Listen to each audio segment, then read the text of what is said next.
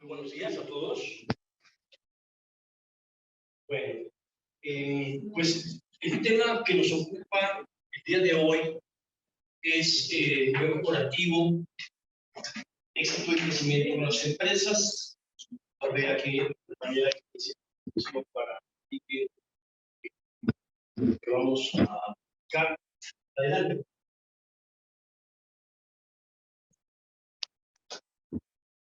Adelante. Continúa.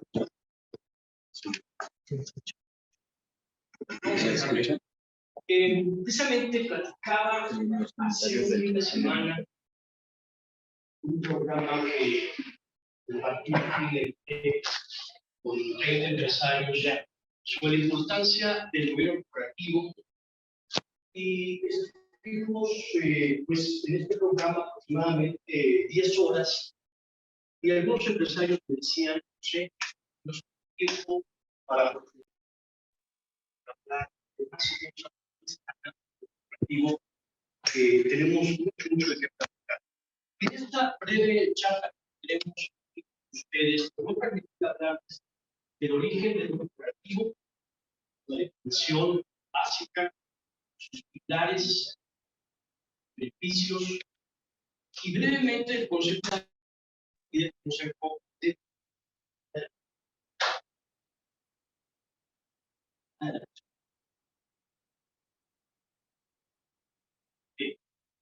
Fíjense que los historiadores, investigadores del corporativo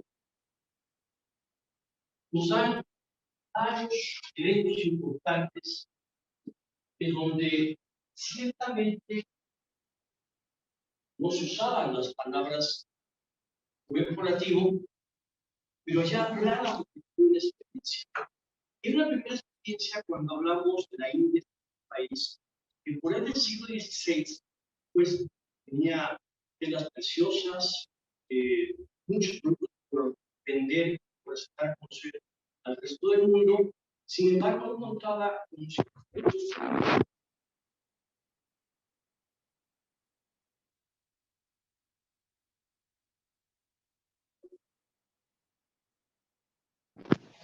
no logra esa relación, digamos, formal que siempre había querido, hasta que tiene un gran acuerdo con Inglaterra. Inglaterra dice, bueno, yo me dedico a todo lo que es la navegación y puedo ayudarte a hacer todas esas exportaciones y hagamos un pacto. Hagamos un pacto básicamente en dos sentidos: transparencia y rendición de cuentas.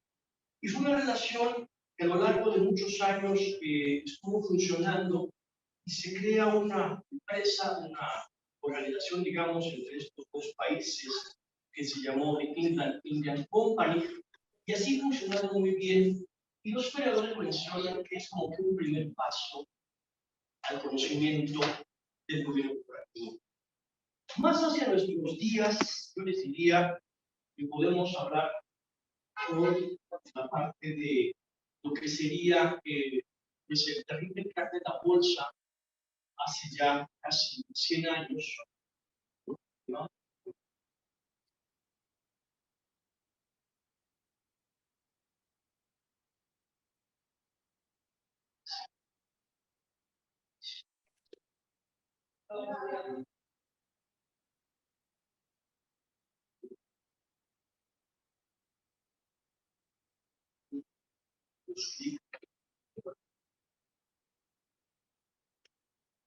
Y les decía que llegamos a otro gran evento en donde se plasma el tema del buen corporativo. Fue por ahí el año 29, de octubre, y en donde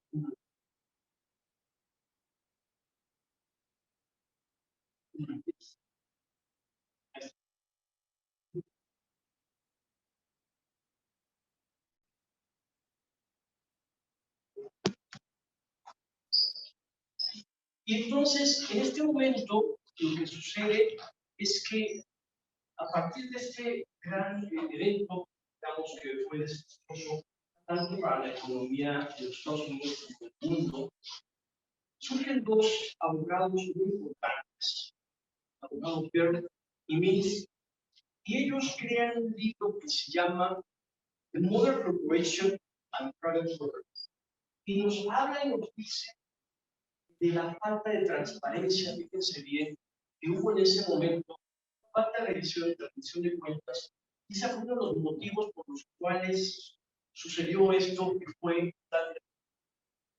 Más hacia nuestros días,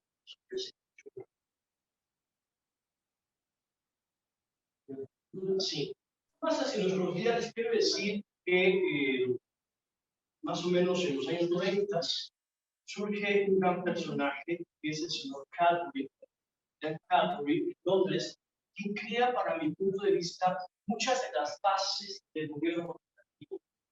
Y no solamente eso, el señor Cadbury, que fue mucho conocer,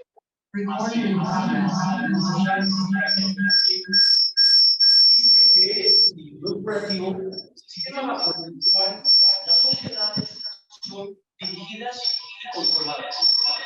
Y una conferencia que puede ser pues me dice todo lo que sería el sistema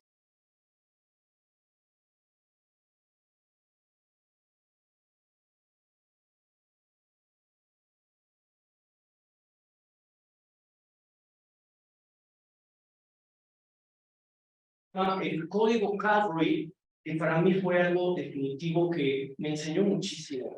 Y este código, leyéndolo de forma breve, pues comenta varias cosas, pero les voy a comentar tres que me parecieron muy importantes. John Cadbury, en los años 90, dice, tenemos que separar al que es el presidente del consejo, que normalmente es un dueño, del director general, del CEO, puesto que en México y en el mundo esa figura casi siempre es la misma, si hablamos sobre todo de empresas pequeñas y medianas. Pero aún en empresas grandes es muy importante que separemos esas dos funciones.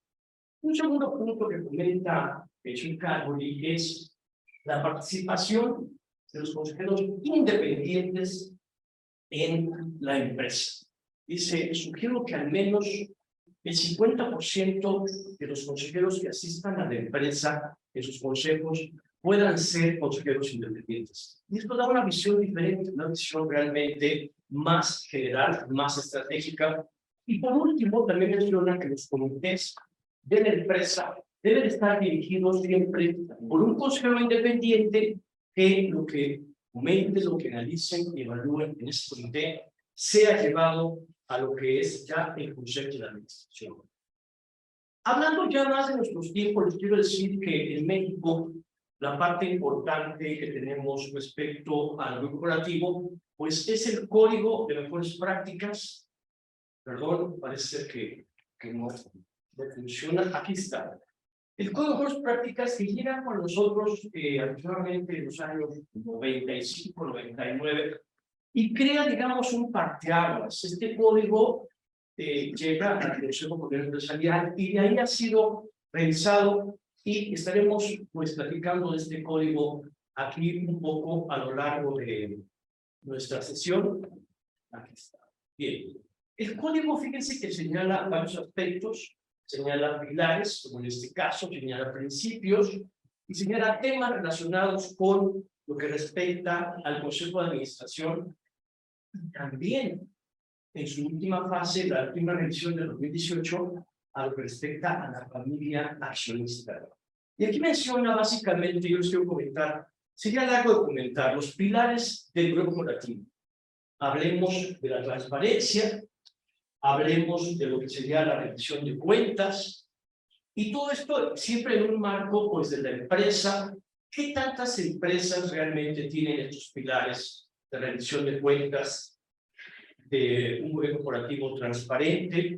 Tenemos una más, que es esta, que es muy importante, la responsabilidad social corporativa, que hoy pues se relaciona y surge ESG, que sería esos criterios de Naciones Unidas que nos invitan a que las empresas sean un poco más digamos, concretas en sus acciones para la sociedad, para sus gobiernos de empresa y para la ecología.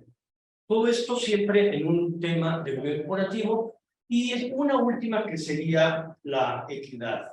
Con todo esto, les diría como que es la base de lo que toca al gobierno corporativo. Y de aquí, jóvenes, se desprenden lo que son los principios básicos. Y tenemos 12 principios básicos que nos guían en esta cuestión. Por cuestiones de tiempo me voy a limitar básicamente a 4. Uno que habla del trato igualitario y la protección de todos los accionistas. Muchas veces en el Consejo de Administración no tratamos a todos los accionistas igual. A veces nos vamos más bien por los mayores que son los que gobiernan, toman las decisiones, pero no damos esa igualdad que debe ser siempre para todos los accionistas, que sería parte de un principio. Un segundo tema que también es muy importante, pudiéramos hablar de la existencia de lo que llamamos los terceros interesados en el buen desempeño de la empresa, la estabilidad y la permanencia en el tiempo. Y aquí tenemos todo lo que decimos son los stakeholders, clientes, proveedores, colaboradores, todos aquellos que participamos de alguna parte de la empresa, somos muy importantes como para hablar de los principios básicos y hablaría también de un tercero que podemos decir que es la emisión y revelación de lo que toca a la parte de los principios éticos, cómo esos principios éticos tienen que tener esa influencia que va desde la familia accionista y los transmitimos a la empresa. ¿Cuántas veces vemos que hay ese gran, llamarle cariño, de parte de la familia accionista en algunas empresas públicas, sobre todo aquí en México, que cotizan en la bolsa y se transmiten los valores a toda la organización? Temas muy, muy importantes. Voy a comentar un cuarto principio que sería dar certidumbre y confianza a los inversionistas y terceros interesados respecto a lo que toca la conducción honesta y responsable de los negocios de la empresa en la sociedad. Pues sería este un muy breve principio de lo que es la parte de lo que tocamos a esta cuestión de los pilares, los principios del gobierno corporativo. Y aquí brevemente voy a comentar lo que pudieran ser, pues vamos a hablar de esos beneficios que comentamos al inicio de la plática y por qué es importante el gobierno corporativo. La realidad es que el gobierno corporativo, como le decía precisamente un empresario el día de ayer, el gobierno corporativo nos da esa formalidad, nos da ese encuadre para decir cómo debemos conducirnos. Y me dice, y especialmente cuando ya conocemos esto y cuando vivimos con ellos, nos vamos transmitiendo a la familia y transmitimos también ahora, pues, colaboradores, proveedores, clientes, y esto genera, por supuesto, un mayor retorno a los inversionistas, genera, pues, mecanismos de control que tenemos que tener en los consejos de administración, mejores desempeños financieros, operativos, y asegurar una decisión efectiva, y algo que muchas veces nos falta, es un tema que voy a profundizar, que es la sucesión, y la sucesión tan importante porque sabemos que en las historias de sucesión, todo el mundo, pero aquí en México sabemos que pues de la primera a la segunda dicen que hay un 70% de empresas que quiebran, que tienen problemas, y esa segunda, tercera, otro 70%, y ya hablaremos un poquito más adelante qué pasa cuando llegamos a la tercera y cuarta generación, y no hemos sabido transmitir los valores y principios de la empresa, y haciendo pues una extensión tan importante ahora que tenemos la pandemia, que es la sucesión en los mandos medios. Una empresa en donde el director de la fábrica se enferma y abajo había 3 gerentes, pero ninguno podía tomar las riendas de la fábrica y pues tuvimos un problema. Nos faltó ahí un proceso de sucesión para la fábrica, para el área de finanzas, para el área de marketing, para el área de distribución, porque es tan importante tener tanto, por supuesto, la cabeza de la empresa en esta situación como los mandos medios, por llamarlo así.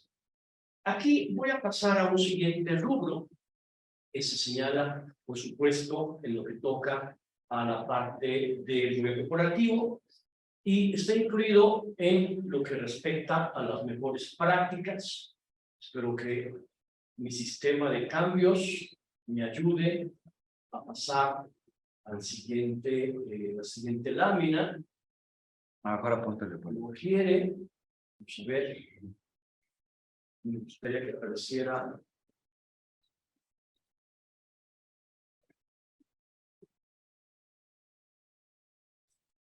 Listo, gracias.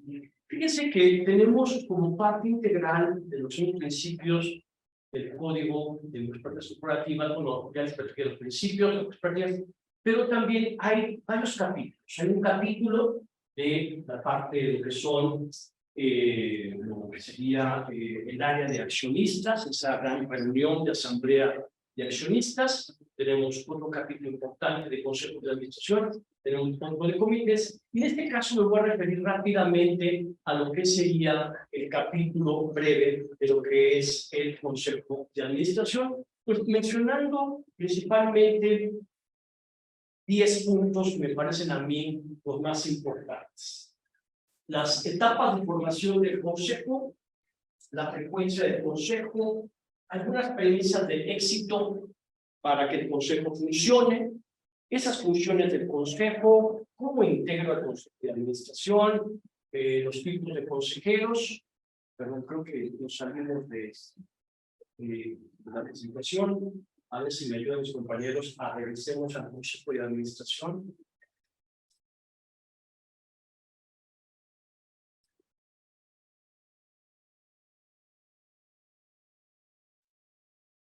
Y bueno, lo que respecta al consejo de administración, como sabemos, es el órgano estratégico de la empresa, es el órgano que marca el rumbo y es un órgano muy importante para que todos nosotros tengamos siempre a los mejores consejeros. No solamente el consejo de administración, ¿cuántas veces en nuestra vida personal decimos, si yo hubiera tenido a alguien que me hubiera aconsejado respecto a esta situación? Pues me decía un joven, ¿desde qué carrera elegí? ¿Desde dónde trabajar? ¿Cómo trabajar?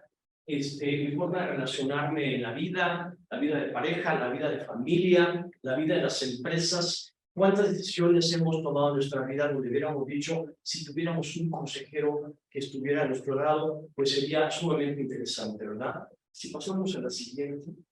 Esto es para adelante, ¿verdad?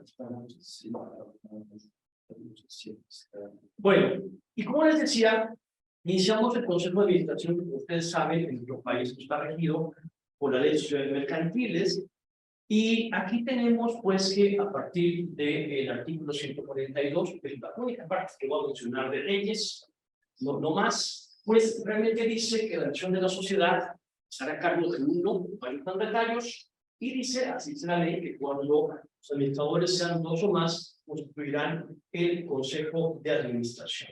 Y aquí venimos a lo que sería la siguiente lámina en lo que es etapas de formación. O sea, ¿cómo formamos un consejo de administración? Yo siempre quiero empezar un consejo de administración a través de un comité de dirección.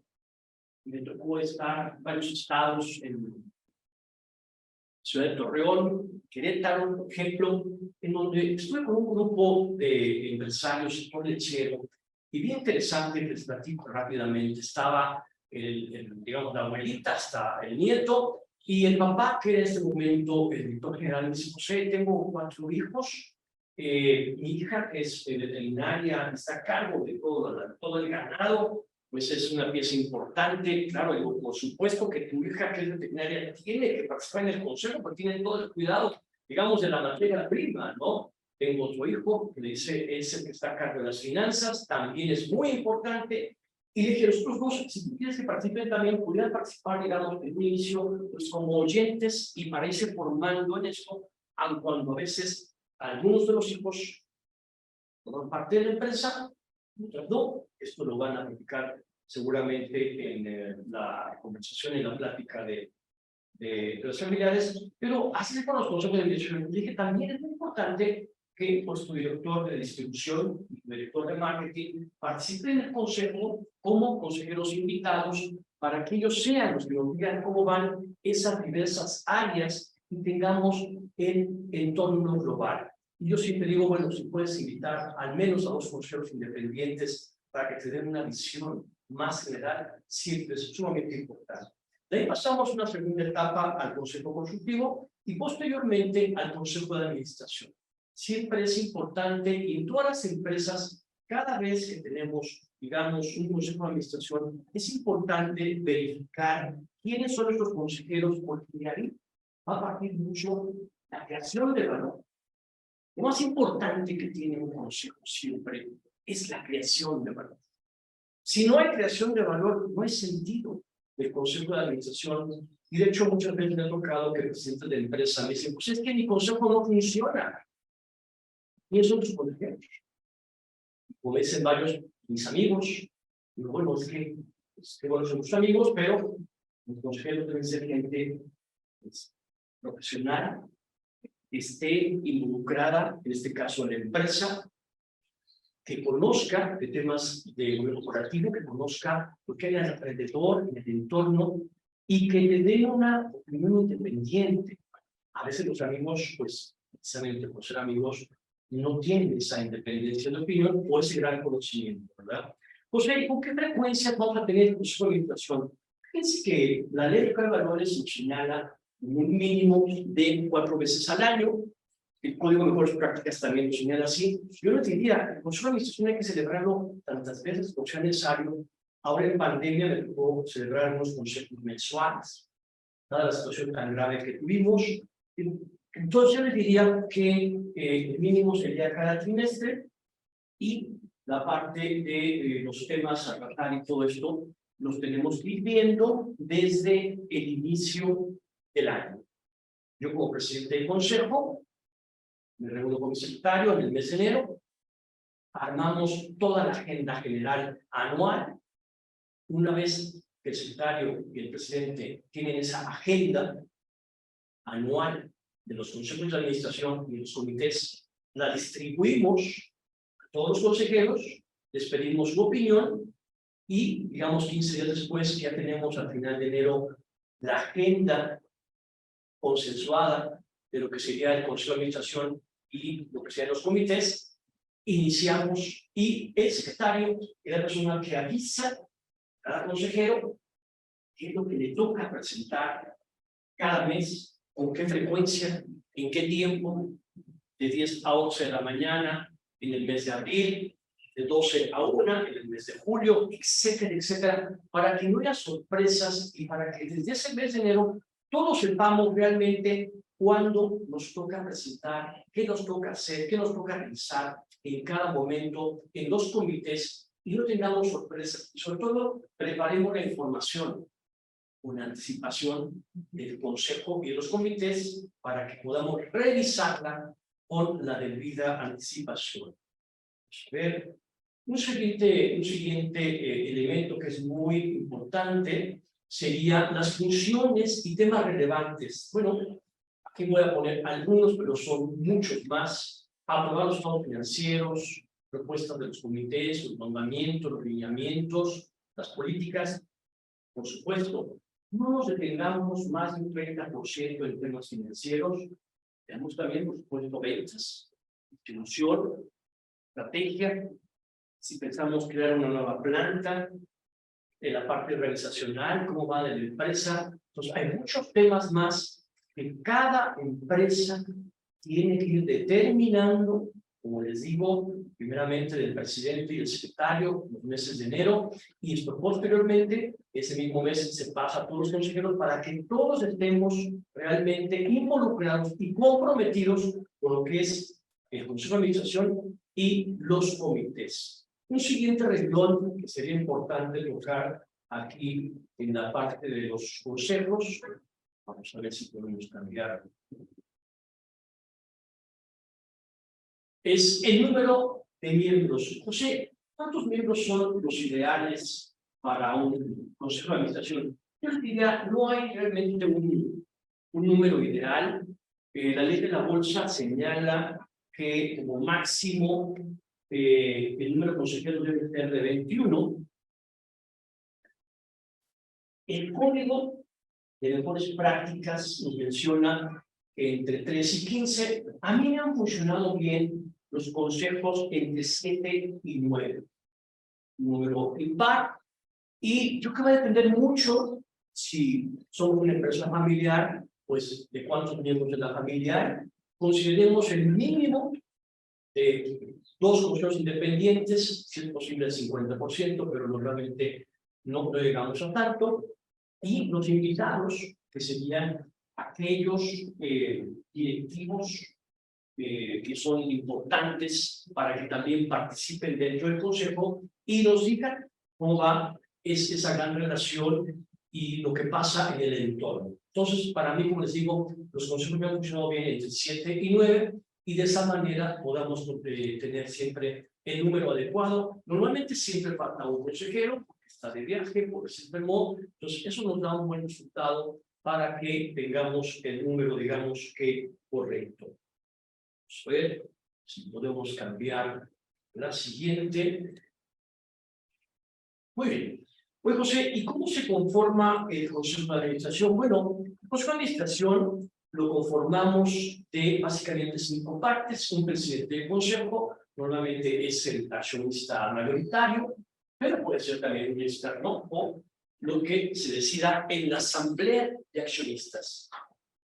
¿Quién designa al Consejo? Oficialmente, la asamblea de accionistas designa al Consejo, aunque en la práctica a mí quien me ha contratado como consejero, pues es el presidente del Consejo, algún miembro familiar que tiene o toma decisiones, comenta un poco esta decisión, y básicamente, no te conoces a la familia o al presidente del Consejo, te dan por bienvenido. Pero legalmente, quien conforma al Consejo de Administración es la asamblea de accionistas. Entonces tenemos un presidente del Consejo, un secretario que, como les digo, es una figura que a veces no le damos la importancia correcta, pero qué importante esta figura del secretario, como ese coordinador general de los temas del Consejo, de quien propone los temas, de los tiempos, de los indicadores, de cuando falta información, no nos dirigimos al presidente del Consejo, presidente, pues falta que nos presentes esto, dirigimos al secretario para que él sea el conducto y sea el canal para que tengamos un buen consejo de administración. Y como decía, digamos que hay 3 miembros más, que serían miembros de la familia accionista, que normalmente son accionistas patrimoniales o serán patrimoniales en algún momento, miembros de dirección, que normalmente son invitados, ya les decía, aquellos directores que son cruciales, que es bien importante invitarlos. O sea, ¿por qué es importante invitarlos? Porque nos vamos a dar cuenta de su conocimiento en esas áreas prioritarias.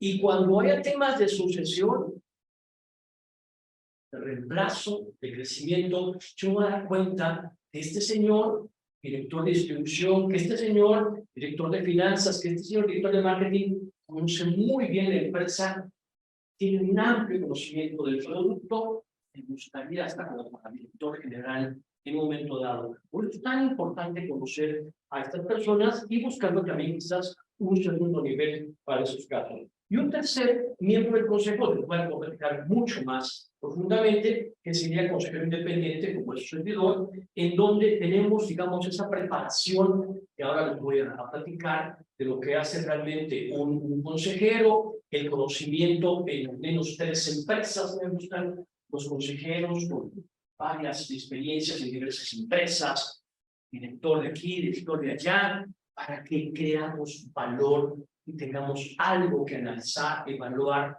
pues digamos más con profundidad en las empresas.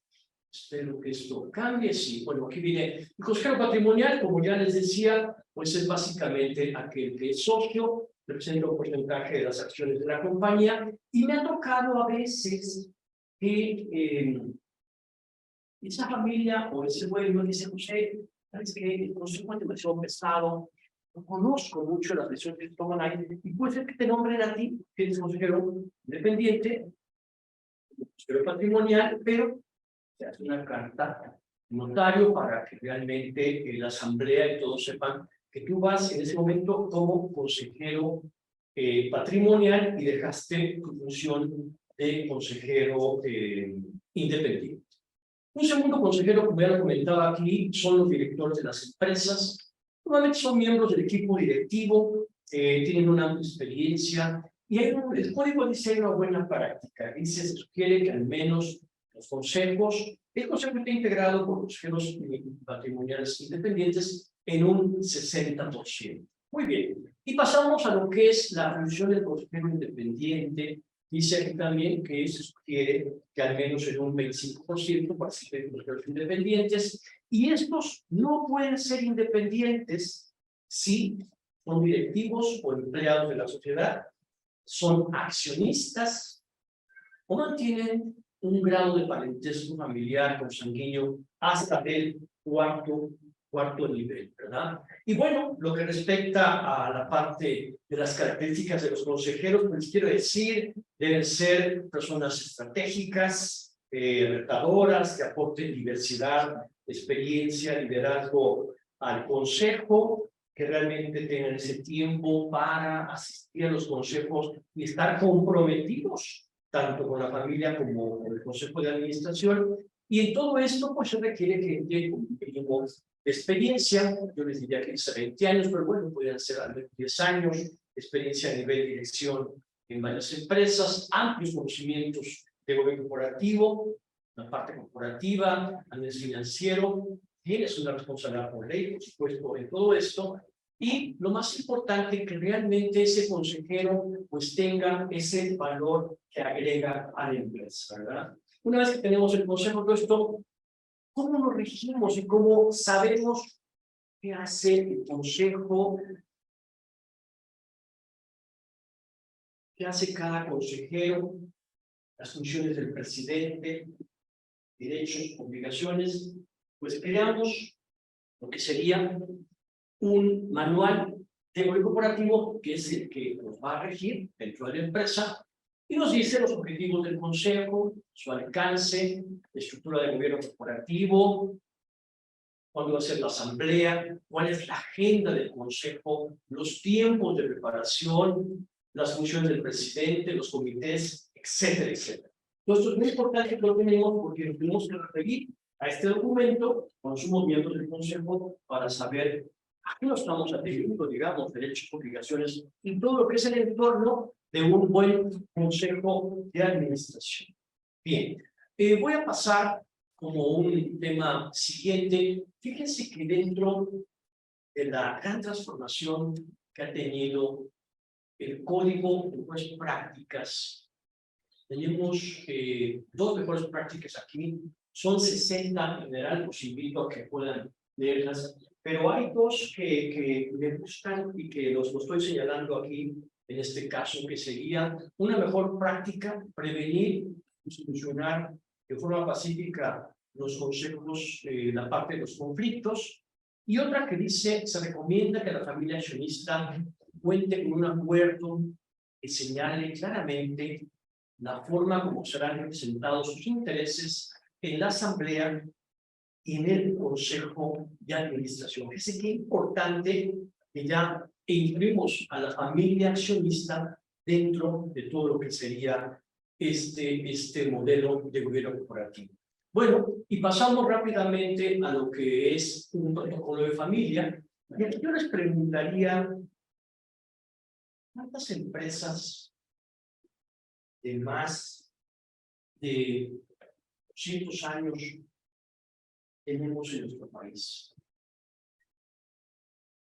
¿Cuántas empresas han subsistido y han pasado tantas generaciones? Y aquí el doctor Toshio Goto, gran investigador japonés, dice, fíjense que más o menos él calcula que hay 8,000 empresas con más de 200 años de historia. Y bueno, dice casi 4,000 empresas japonesas con más de 4,000 años de historia.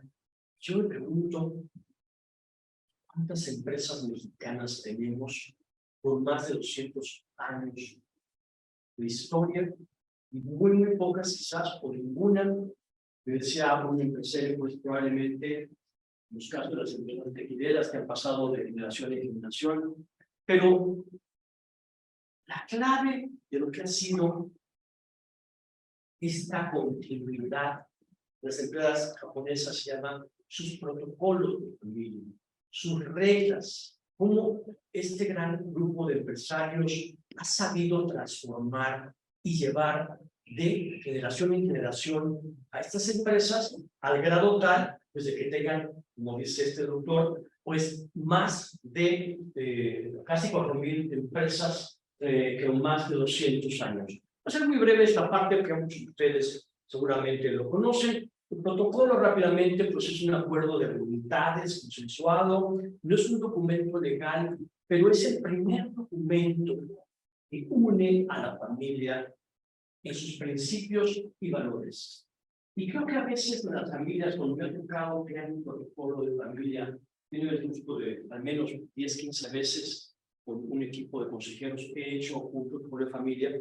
Y qué importante es sentir y saber que la familia se está reuniendo por primera vez. Estamos conociendo la historia del abuelo, la historia de cada uno de los hijos, cómo han llevado a cabo esa gran empresa que ya va a pasar a la tercera generación, que ya va a pasar a la cuarta generación, cómo le han hecho, hacia dónde han ido, y esto es parte del inicio del protocolo. Va a ser muy breve. Un segundo tema sería los objetivos que perseguimos, que es principalmente pues, fortalecer el proceso de continuidad, hacer compatibles los intereses de la familia de empresa, compatibles, pero diferenciados. Precisamente el protocolo diferencia los puntos hasta donde llegan los temas de empresa y hasta donde llegan los temas de familia. Muy importante, por eso comentamos. Y digamos un tercer punto aquí, ¿quién lo puede hacer? Bueno, protocolos lo hace realmente la familia, pero siempre se sugiere un consejero externo, pues que actúe como guía, que actúe a veces como mediador en todo este gran documento que es el protocolo y del cual estamos partiendo precisamente para el crecimiento de la familia y la influencia que va a tener la familia, que siempre tiene una gran influencia, la familia accionista, en lo que es la empresa. Por supuesto, podemos hacer también una relación a los 3 círculos del doctor Davis de Harvard, este gran personaje también, del cual yo he aprendido muchísimo, esos 3 círculos que nos señalan cómo está esa interrelación entre la familia, la empresa y los accionistas. Y aquí, bueno, lo que les puedo decir que el contenido, como ya decía hace unos minutos, es primeramente la parte de los valores, la cultura de la familia, cómo esto va a ir permeando a lo largo de los años. Y este documento, este protocolo, se revisa cada 6 meses para que vayamos actualizando. Iniciamos con los dueños, hijos mayores, si es así, y luego seguimos ya con el resto de la familia. El código de conducta también muy importante en toda esta relación. Voy a comentar rápidamente 2 o 3 pasos más. No es el tema de lo que sería en la parte exclusiva del corporativo, pero es en lo fundamental en lo que respecta a esos temas de lo que hablemos de la parte, digamos, medular de la familia, de la forma como se relaciona la familia con la empresa. Un segundo tema, vamos a ver si me permite aquí, la tecnología, pasar a el tipo de empresa que queremos hacer, una empresa que es cerrada exclusivamente a la familia, una empresa que queremos que sea abierta a otros socios, pero que me fui para intentar regresar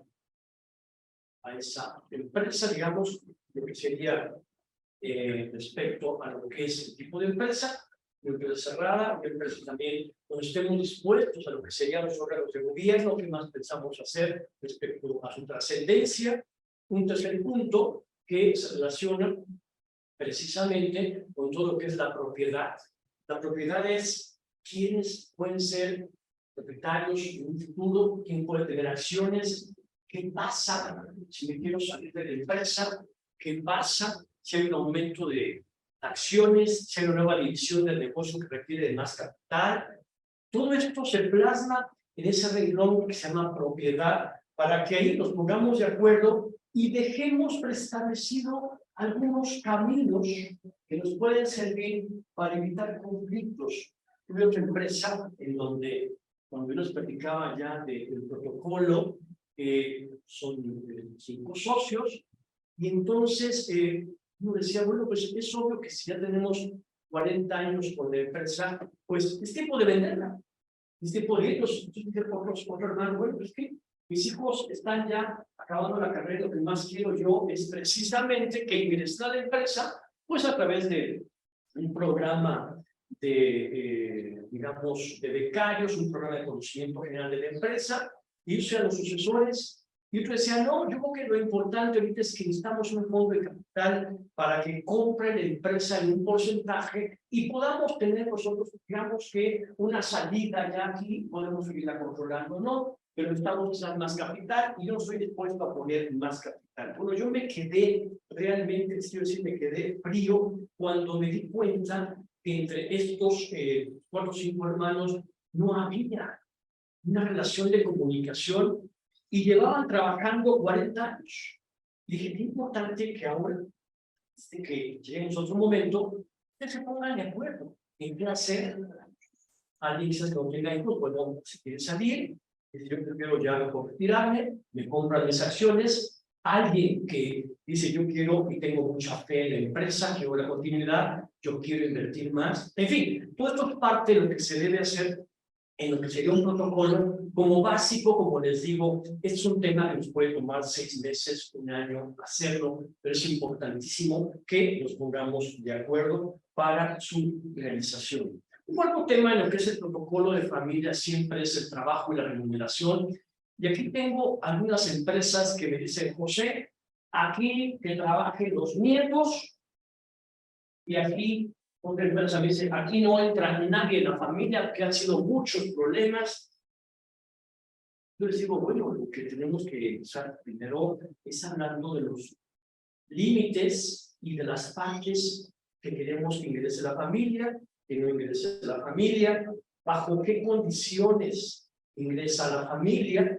Lo mejor, por supuesto, es que de alguna forma tengamos esos límites y podamos tener esos comités para que realmente yo pueda informar quizás a mi hijo, si así lo deseo, que esas 3 ramas familiares, por ejemplo, de una empresa, seleccionemos a un hijo que pudiera ser quizás el sucesor. Cada empresa va a ir decidiendo esto dependiendo de los tamaños de la empresa, dependiendo de los ideales y la continuidad de la empresa. Hay veces que decimos, mejor que no ingrese nadie, entonces decimos, sí nos conviene que ingrese un familiar a la empresa, y todo esto va a depender de lo que quieran los valores y principios de la familia. Lo importante siempre es tener esos acuerdos. Hoy en día, porque hay un acuerdo que es básico, que me han comentado más de 5 familias, que quiero que mis hijos, por supuesto, estudien, se preparen bien, pero tienen que tener para ingresar a la empresa un mínimo de 5 años de experiencia fuera de la familia. Que sepan lo que es buscar trabajo, que sepan lo que es obedecer, que sepan lo que es crecer en lo que respecta a otras empresas. Y uno bueno más me decía, bueno, José también, y que echen a perder en otras empresas y no en la nuestra. Y ya cuando sepan, por supuesto, aquí serán siempre bien recibidos como gerentes, como directores, pero ya tienen una preparación, ya vivieron fuera. Hoy en día es algo que al menos una encuesta que se ha hecho a nivel nacional por parte de varios organismos, pues dice, muchas empresas desean que sus hijos se formen fuera y luego regresen para que ya realmente nos expliquen, nos den su expertise y puedan tomar decisiones en lo que respecta de familia y de empresa con nosotros, ¿verdad? Voy a ser breve, rápidamente, en lo que respecta a la mediación de conflictos. Muy importantísimo el tema de la mediación de conflictos. Dice el señor John Ward, este gran investigador de Calov de Northwestern University, más del 60% de los problemas de las empresas familiares son de familia y no son de la empresa. No son porque falta dinero, no son de la organización, son porque la familia no se pudo caer realmente de acuerdo. Qué importante es que la familia se ponga de acuerdo, esta familia accionista se ponga de acuerdo, y con esto podamos realmente tener esa continuidad y esa asociación, esa transparencia y con ese crecimiento. Porque hay una frase por ahí que varios decanos en empresas familiares y empresarios dicen: ¿qué va primero, la familia o la empresa? ¿No? Yo creo que aquí tenemos que pensar muy bien, pues, qué es lo que queremos en cada familia. La empresa va bien, me decían varios empresarios, no sé, si la empresa va bien, normalmente la familia va a estar bien. Hay que ver realmente qué queremos hacer con la familia para todo esto, para los seguimientos y para el crecimiento y la continuidad. A ver si la tecnología me ayuda en todo esto. Y por último, voy a pasar a lo que es como subsecuente de lo que toca a el protocolo de familia. Tenemos el consejo de familia, el cual les quiero platicar que tengo a continuación, ahora a las 10, un foro extraordinario con 3 empresarios que nos van a platicar sus experiencias familiares, de lo que ha pasado a lo largo de los años, en todo esto de crear una empresa, de hacerla crecer, en todos estos aspectos, ¿verdad? Pero rápidamente, el consejo de familia normalmente lo ocupa el presidente de la compañía o alguien realmente que tenga, pues, ese conocimiento de lo que respecta a la parte del consejo de familia. A veces la tecnología no me ayuda, aquí lo ocupa la presidencia. Esto está integrado, a diferencia de lo que es el consejo de administración. Por supuesto, esto es más familiar, pero también aquí me ha tocado ser miembro del consejo de la familia, y les explico ahorita un poco las funciones del consejo de familia, que es parte del gobierno corporativo. Digamos, es esa gran extensión que tenemos ahora, ¿verdad? Entonces, ¿qué hace un consejo de familia? Rápidamente aquí les voy a dar algunos temas muy generales. Lo que hace es, vamos a ver, funciones del consejo de familia en relación a lo que toca el consejo de administración.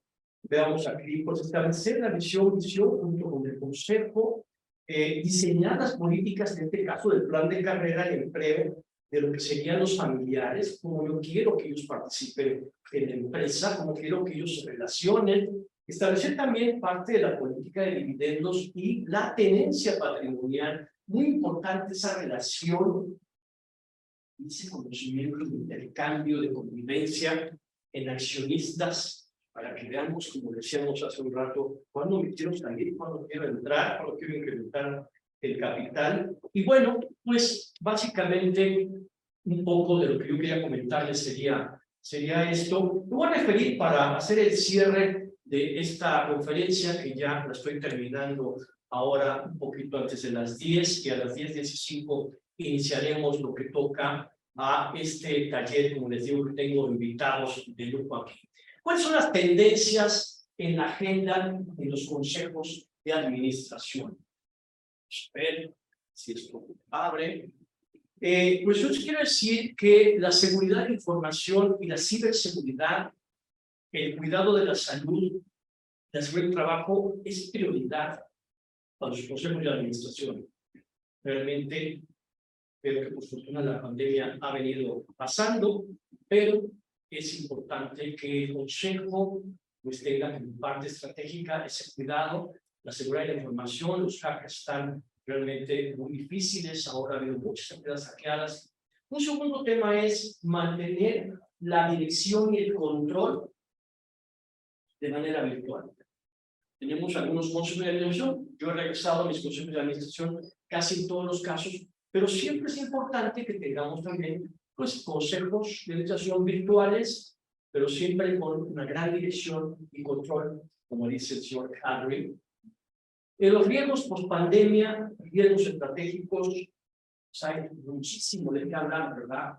Ahora, entre los grandes riesgos que se dieron post-pandemia, pues hubo rompimiento en las cadenas de valor.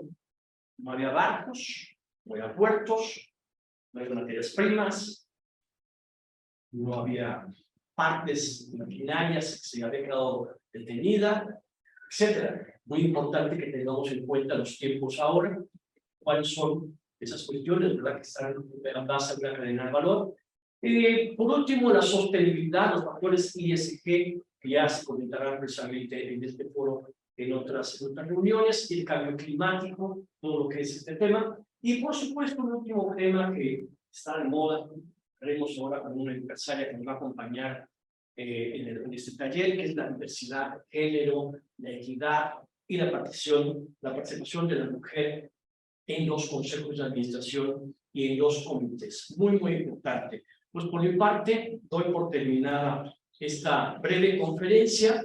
Si me permiten, estaré de alguna forma con mis compañeros ahora armando lo que es este pequeño taller que tengo para ustedes, y les pediría que sean unos 10 minutos para reunir a los empresarios que nos hacen favor de estar participando, y regreso con ustedes. Muchísimas gracias, y paso con mi compañero Bente para que me den algunas preguntas y podamos continuar. Muchas gracias.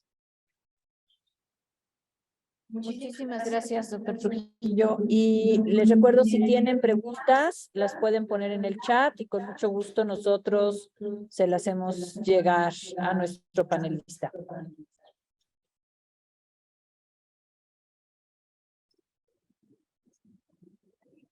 Pues muchas gracias. Ya estamos de regreso. Y tengo un panel realmente, como decía, de grupo. Estoy muy agradecido aquí con varios empresarios que me van a acompañar a este pequeño panel del grupo operativo, su expertise. Y bueno, primeramente aquí a mi izquierda, el querido Víctor Herrera. Quiero platicarles de Víctor. Bueno, Víctor es consejero de empresas, es egresado de la Universidad Iberoamericana, por la Universidad de Administración. Y Víctor fue presidente de Standard & Poor's durante unos 25 años a nivel Latinoamérica. Actualmente Víctor es consejero de varias empresas, entre ellas en Grupos Atlas, con su banco, Atredios, etcétera. Y bueno, amigo Víctor, muchas gracias por tu presencia con nosotros. Quiero dar la bienvenida a Virginia Webb. Vicky, ¿estás por ahí? ¿Me escuchas? Sí, Pepe, buenos días. Aquí estamos. Aquí. Vicky, bienvenida. Bueno, Vicky es licenciada en Contaduría por parte de TEC, tiene una maestría en International Management del Instituto de Empresa, del Instituto de Empresa de Barcelona, en Madrid. Muchísimas gracias. Y tiene varios programas, Vicky, relacionada con el tema de consejera de empresas, y formas parte del grupo de las empresas familiares que están en el sector minero, inmobiliario, financiero. Entonces, ha sido directora, eres consejera de empresas, mamá, esposa, y bueno, ya aquí tengo varios alumnos y alumnas que están pidiéndome la receta para ser tan exitosos como tú. Muchas gracias, Vicky, bienvenida, gracias. Gracias, Pepe. Tengo también a Guillermo Enrique Casolio Pacheco. Guillermo, bienvenido. Bueno, Guillermo es ingeniero químico de química de la UNAM. Tiene estudios en UCLA, de American Management Association, y también usa algunos programas en el IPADE. Ha sido, digamos, colaborador en varias empresas como Monsanto, Grupo DES, y especialmente quiero platicarles que Guillermo pues es cofundador, accionista y fue presidente del consejo de una empresa muy exitosa que se llama Apligen, en el sector de la nutrición animal.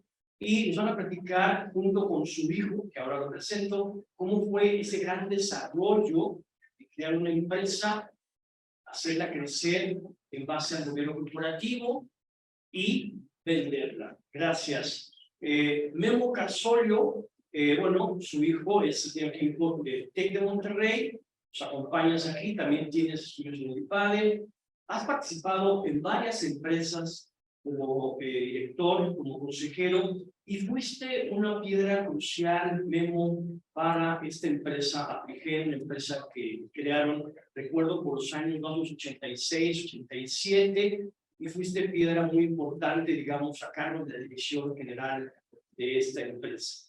Pues con este foro, iniciaría contigo, Vicky, si me permites un poquito, si tú fueras tan gentil, yo que podemos tener aquí en esta ronda de consejeros, digamos que dos experiencias que nos comenten. En tu caso, Vicky, platicarnos un poquito de manera general lo que tú has hecho en tu expertise como directora, como consejera.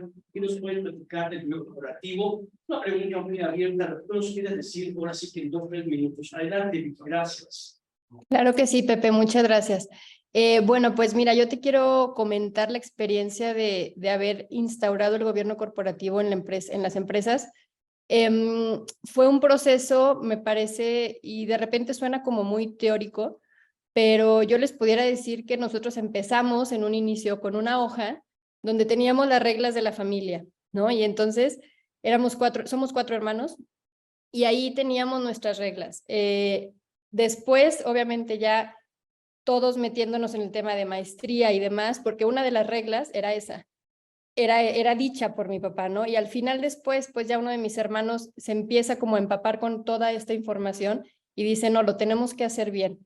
Entonces empezamos con todo el proceso del protocolo familiar y yo creo que es como lo más sano que se puede hacer, porque aparte digo, cuando está la empresa relacionada, ¿no? Entonces nosotros pusimos el protocolo familiar, fue un proceso y yo te puedo platicar que gracias a ese proceso, yo creo que hoy estamos como estamos con una relación en la familia y yo puedo seguir dentro de la empresa. Una anécdota que les puedo compartir es, yo tenía un conflicto de intereses en el tema de, mi esposo se iba a dedicar al mismo giro que una de las empresas familiares y lo tuvimos que poner sobre la mesa. Yo estaba apenas embarazada de mi primer hijo y apenas en este proceso de sigo dentro de la empresa, me salgo, no. Mi esposo con el giro que tenía que ver y habíamos puesto que no se podía. Entonces, fue la verdad como muy, ahorita como experiencia te lo puedo platicar, como muy satisfactorio poder plantearlo, tener esta comunicación y de la mano con el asesor, ok, se puede, ¿por qué? Porque había un antecedente en tiempo. ¿Y qué va a pasar? Pues tú en el consejo te vas a retirar. Entonces yo formaba, no sé si, bueno, teníamos el día de consejo y cuando tocaba la hora de tocar esta empresa, yo tenía que retirarme, ¿no? Y la verdad es que yo lo hacía como con una paz, te lo puedo compartir. ¿Por qué? Porque lo teníamos en regla, lo teníamos claro, se daba como con mucha transparencia. Entonces, pues la verdad es que para mí la experiencia de tener este gobierno corporativo, pues hoy en día me deja pues estar como mujer, como esposa, como mamá y seguir aportando valor, ¿no? Claro, siempre como pues con la preparación ahí al punto, ¿no? O sea, tener como ahora sí que la silla pues que no te quede grande. Entonces, eso sí te lo puedo como compartir así como muy en general. Gracias, Vicky. Qué interesante, fíjense, estábamos hablando hace una hora de los pilares del corporativo y aquí Vicky nos hace el favor de hablar netamente de la transparencia y de la rendición de cuentas. Digamos que es práctico. Esto, como tú comentas, fue crucial para el buen desarrollo de las empresas, de la familia y sobre todo la continuidad de este grupo de empresas que han sido tan exitosas y que, por supuesto, van a seguir todavía por muchos años y esperemos a los nietos ya también en algún momento más adelante formar parte. Gracias, Vicky. Yo quisiera darle la palabra a Guillermo Carsolio, Guillermo, su papá. Guillermo, si nos podrías platicar un poquito de tu expertise y iniciar comentándonos cómo hiciste, creaste esta gran empresa y de ahí, si estás de acuerdo, le pasamos el micrófono a Memo. Adelante, Guillermo, bienvenido, muchas gracias. Creo que estás en mute. Sí, no te escuchamos. Si puedes abrir el micrófono. Sí, puedes abrir. A ver, ¿Me listo. escuchan bien todos?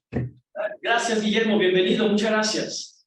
Bien, pues miren, platicado así en forma ordenada, condensada, toda sintética, parecería esto como un estudio de caso, pero en realidad no lo es.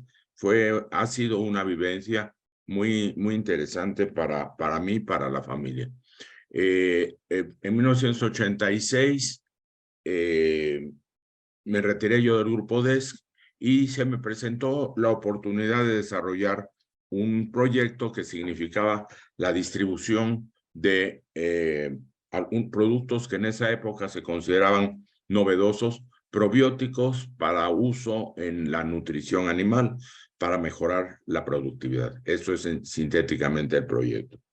Este proyecto no presentaba ya conflicto con el grupo con el cual yo había colaborado, porque no le interesaba. Entonces, fundé la empresa en compañía de una socia en aquella época que tenía conocimiento de ese medio, y después de un par de años sumamente difíciles, en los cuales pues el flujo de efectivo era negativo todo el tiempo, no había forma de compensarlo, empezamos a tener algún éxito comercial y la tortilla se volteó. Empezamos a generar recursos y a diversificarnos. En esa época solo yo participaba en la empresa. A la vuelta de unos 6 años más, Guillermo, mi hijo, Memo, después de haber colaborado con algunas empresas institucionales, se unió a la empresa en una función comercial. Poco después también otro de mis hijos, un poco menor, se unió en otra actividad comercial, y sin embargo para 1996, prácticamente 10 años después de haber fundado la empresa, la tuvimos que escindir, dividir parte de las líneas de productos, porque la socia que en esa había sido fundadora prefería mantenerlo una empresa de su propiedad y por nosotros de nuestra propiedad. Continuamos teniendo éxito comercial, se diversificaron las líneas de productos, y para, pues, ¿qué diría yo? Unos 10 años más, que ya habíamos crecido bastante, incluso territorialmente, teníamos algunas sucursales, principalmente en actividad comercial, pero a la vuelta de un poco de tiempo, con algo de manufactura, que significaba mezcla de nuestros ingredientes, encontramos la forma institucional que creíamos tener en ese momento requería formalizarse, y Guillermo fue actor importante en promover que se instaurara un gobierno corporativo en la empresa. Para ello recurrimos con un asesor externo que nos dio el apoyo durante pues, prácticamente un año. 2006-2007 se desarrollaron todos los elementos necesarios de protocolo familiar, procedimientos en muchas áreas de la empresa, desarrollo y formalización del código de ética, etcétera. Y finalmente en 2007 prácticamente coincidió la instauración del gobierno corporativo con el hecho de que yo ya andaba en los 65 plus, en los 66 años. Y entonces la operación simultáneamente fue de retirarme yo de la dirección de la empresa, pasar a formar parte de la presidencia del consejo, y Memo tomar las riendas como director general. Su hermano ya se había retirado porque había preferido seguir su vocación en actividades académicas, y nosotros fuimos los únicos miembros de la familia que actuábamos allí. La instauración del gobierno corporativo con la asesoría de este asesor fue, creo que, productiva. Estructuramos un consejo de administración en el cual estábamos nosotros, pero había 2 miembros, se les llamaría patrimoniales familiares, y 2 miembros externos en la empresa. Y en ese momento empezó nuestro funcionamiento bajo ese esquema. A la vuelta, lo digo rapidito, de unos 10 años más, se acercó con nosotros una empresa francesa con interés de adquirir las acciones de nuestra empresa en su totalidad. Y a la vuelta de un año en el cual se condujo la negociación, básicamente por parte de Memo, la empresa fue vendida y se realizó la creación del patrimonio a base del pago de esta empresa. Memo continuó colaborando en ella. Yo creo que ahorita convendría que Memo nos dijera la parte en la cual él se ha visto involucrado y hacia el final. Gracias, Guillermo. Memo, bienvenido. Qué interesante lo que comentas, Guillermo, de ese pase, como se ha hecho Cadbury, a presidente del Consejo y Memo como director general. Memo, bienvenido, por favor, coméntanos cómo estuvo eso de fácil, de complicado, esa gran expertise que tienes de ingresar como director general y director de varias empresas. Adelante, bienvenido, Memo, gracias. Hola, Pepe, espero que me escuchen bien. Sí, perfectamente, adelante. Buenos días a todos. Quizá agregar, cuando yo soy, digamos, empleado directivo del negocio familiar al que había ya entrado y estado algunos años, veíamos hacia adelante el tema de sucesión familiar. Por supuesto que todos conocemos estos valores de poco éxito de segundas o terceras generaciones, ¿no? Y entonces, de ahí, una de las cosas que yo busco es acercarme al conocimiento del gobierno corporativo, ¿no? De buscar estructuras que pudieran hacer que paso a la siguiente generación tuviera bases más sólidas, ¿sí? Y que la empresa pudiera perdurar. No teníamos visión en aquel entonces de que finalmente un tiempo después venderíamos la empresa, pero yo diría que por eso empujé esto. Conseguimos una consultoría externa, nos preparamos y formamos pues, los organismos de gobierno corporativo. Mi papá trabajó más en el protocolo familiar. En algún momento aceptó pasar a ser presidente del consejo con una mayor tranquilidad porque podía tener ahí una visión administrativa y yo así quedarme como director general del negocio. La verdad es que tengo que reconocer que al hacer gobierno corporativo pues me puse más una camisa de fuerza porque no tenía la total libertad como aquellos directores generales que no tienen un organismo arriba que los dirija o que los vigile, ¿no? Pero a final de cuentas, esto le permite a uno poner la atención fundamental en el desarrollo del negocio, en la relación con los clientes, proveedores, en ver que los productos y servicios se gesten en el mercado y la empresa crezca vigorosamente, pero también tienes un apoyo muy fuerte que te ayuda a vigilar los riesgos, el ambiente interno, la conducta, la ética, etcétera, ¿no? Entonces yo diría que fue muy bueno para la empresa, muy valioso también para el momento en que fuimos evaluados por un tercero para ser comprada y se vio porque los resultados de los due diligence que tuvimos, etcétera, fueron muy positivos.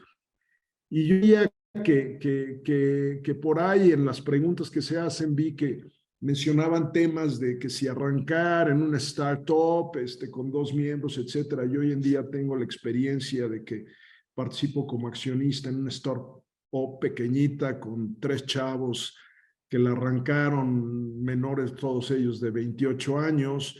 Yo participo en el consejo, ya tenemos consejo, y aunque no tenemos un gobierno corporativo completo, empezamos a tener funciones y hay que tenerlas porque pueden ayudar mucho, ¿no? Hacia adelante. Claro. Oye, y coméntanos un poquito más de al llegar tú como director general y ser, digamos, parte de la familia, ¿cuáles son los puntos importantes ahí que tú viste? Por supuesto, decías que el gobierno corporativo es como una camisa de fuerza, sí, pero bueno, de alguna forma podemos decir que parte del éxito que tuvo Aplige, pues fue ese gobierno corporativo, ¿verdad? Me ha tocado a veces ser consejero de directores generales o de presidentes y me dicen, pues es que vivo a veces en una soledad de no sé a quién consultar, de verdad. Y creo que precisamente los consejeros a veces hacemos esa parte de la función. ¿Tú nos puedes, así digamos, en 2 minutos, tú nos puedes platicar de tu llegada como director general, esa responsabilidad y de alguna forma la exigencia, digamos, pues de todo el resto de accionistas de tus resultados, que siempre fueron muy buenos? Adelante. Yo creo que el consejo es un gran apoyo, ¿no? El consejo de administración es un gran apoyo. En realidad uno dirige gran parte de la empresa, pero es un buen lugar donde discutir los temas importantes del negocio en la estrategia. Es un buen lugar para apoyarte también, para darle peso a la dirección con tus subordinados o con tus colaboradores directivos, que vayan al consejo y en forma pública a un grupo más importante que les pueda dar feedback, presenten sus resultados. Entonces, en varios lugares, en el área de auditoría, en el área de contratación de directivos importantes, etcétera, pues es un gran apoyo para el desarrollo de la empresa y seguramente el mejor curso de esta, ¿no? En nuestra experiencia, yo creo que los órganos de gobierno corporativo nos ayudaron mucho, ¿no? Muy bien, gracias. Pues paso contigo, mi estimado Víctor. Víctor, como decíamos, fue presidente de Standard & Poor's durante varios años y tienes una visión quizás más global. No sé qué nos puedas platicar de tu expertise de 25 años como presidente de Standard & Poor's. ¿Cuántas empresas se han calificado? ¿En cuántas empresas tú has participado para dar alguna opinión? Ahora sí que el micrófono es tuyo, Víctor, y adelante, lo que quieras comentar. Adelante y gracias por venir. Gracias por invitarme. Mira, quizás valga la pena empezar con el antecedente que la calificadora le inició mi padre en México. Era una empresa familiar, sí se escucha. Y después de 3 años llegó la oferta de compra por parte de Standard & Poor's a través de la matriz que era McGraw-Hill, ¿no? Y me tocó más o menos el mismo ejercicio de pasar de ser accionista a ser empleado. Yo ya había tenido experiencia de trabajar en uno de los bancos más grandes de Estados Unidos por algún tiempo, entonces ya tenía yo esa estructura institucional que te pone en una gran empresa pública americana. Pero sí es una transformación de ser accionista a ser empleado, de ya estar proponiendo las estrategias para que te las aprueben corporativos y tú implementarlas, ¿sí? Pero sí me tocó ver cómo creció la empresa en ingresos después de 20 años, algo así como 17 veces, ¿no? Entonces, sí es el que tú sueltes el control, trae un gran beneficio, que es un crecimiento acelerado y un mayor acceso a capital. Ayer estaba en una conferencia en la bolsa, donde se hablaba de que todas las empresas nuevas que abren en México, más de la mitad, después del segundo año. Y lo que pasa es que estaban haciendo la presentación de la nueva ley del mercado de valores que se aprobó en el Senado hace poco, para darles más acceso a capital y financiamiento a las empresas pequeñas. ¿Qué es lo que pasa? Que cuando las empresas pequeñas familiares no se abren al capital por temor a ser diluidos en el poder de decisión de la empresa, recurren al crédito. Los créditos a las empresas familiares por lo general tienen tasas de 20%, 25%. Es muy difícil. O más. Es muy difícil que un negocio pueda pagarte eso. Y es conveniente ya que las empresas se vayan institucionalizando, formen su consejo de administración. Y ya mencionaste a los patrimoniales, ya mencionaste al protocolo de la familia. Pero a mí me ha tocado, después de estar en la calificadora, estar con un consejero independiente de 4 instituciones. Los más activos en donde estoy es con su banco, que es el banco de nómina de Chedraui, y en Seguros Atlas. En estos 2 consejos participo muy activamente en el comité de auditoría en uno de ellos, el de Atlas, y en el de inversiones, y en el de con su banco, perdón, en el comité de riesgos. Y ahí mi experiencia ha sido que cuando estás hablando ya en empresas privadas todavía, quizás alguna que está contemplando ser pública en algún momento, batallas mucho con lo que es todavía la empresa familiar y las estructuras de una empresa cerrada, al ser tú independiente, ¿no? Y independientemente de la experiencia que tengas o el conocimiento que hayas adquirido o la reputación que tengas, tienes que ser un gran político para vender la idea del consejero independiente, que muchas veces no va de la mano de lo que es el administrador familiar de la compañía. Y yo creo que en la medida en que un consejero independiente pueda plantear sus ideas y tratar de compartir la visión con los dueños de la empresa, puedes tener un impacto positivo como consejero. Habrá veces en donde sí debe de haber un momento de un conflicto de choque de ideas, porque pues, consideras tú que la compañía está pasándose una raya ahí. Y sí vale la pena mencionar que el artículo 376 de la Ley del Mercado de Valores le da responsabilidad penal no solamente a los directivos y accionistas de la empresa, sino a los consejeros, hasta los independientes. Entonces, sí tenemos como consejeros una gran responsabilidad por la conducción financiera, regulatoria y legal de la compañía, ¿no? Y estamos ahí para recordar que, cuáles son los parámetros, digamos, las banquetas por las que puede circular la empresa sin salirse del arroyo vehicular. Interesante lo que comentas de las funciones de un consejero. Como yo decía, normalmente con las empresas familiares más pequeñas, pues un comité de dirección creando algunos lineamientos y sobre todo buscando la participación positiva, ¿verdad? Y creando, digamos, un entorno de continuidad y de unidad de la familia que resulta muy importante en esto, ¿verdad? Y tengo aquí varias preguntas de algunas de mis alumnas y de aquí del auditorio que dicen, oye Vicky, platícanos un poquito de esa formación o cómo le hacemos para ser consejeras. Hoy se dice mucho en los temas de los medios de corporativo la importancia de las mujeres, esas opiniones diferentes de género, para que en los consejos de administración haya más mujeres y haya mayor diversidad. Y cuando analizamos, aquí Víctor, que es más experto en empresas de la bolsa, pues vemos, creo que si tiene un 10% llegamos a México en consejeras, no sé si el tema puede ser un poquito mayor, quizás un 15%, pero realmente nos hace falta muchas consejeras, ¿verdad? ¿Tú cómo ves esto, Vicky? ¿Cómo nos puedes ayudar? Algunos consejos para todo este grupo de mujeres que se vienen preparando para que sean consejeras en las empresas. Adelante, por favor. Bueno, Pepe, yo creo que, perdón, yo empezaría como, yo creo que es digo, no lo puedo decir como obligación, pero creo que sí sería como una necesidad. Somos la mitad de la población, ¿no? O sea, al final terminamos, aportando una parte. Siento que sí se complementa como al final, ¿no? La diversidad te da esta parte de más creatividad, más innovación, la visión, digo, ni 100% hombres ni 100% mujeres, ¿no?